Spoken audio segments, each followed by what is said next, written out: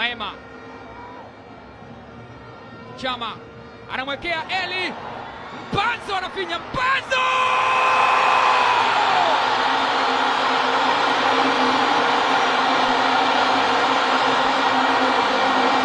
wameshindwa kushikilia bomba kipindi cha kwanza. Mbeya City,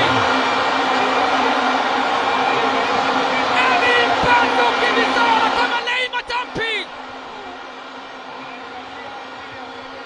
amesimama Ahmed Ali. Dakika ya 44 inakuwa dakika chungu kwa Mbeya City. Angalia pasi aliyoipenyeza Chama. Eli Mpanzu kibisawa la katisha, akaweka kambani. Mwenye zamu ya kununua umeme amerejea nyumbani akiwa na mshumaa.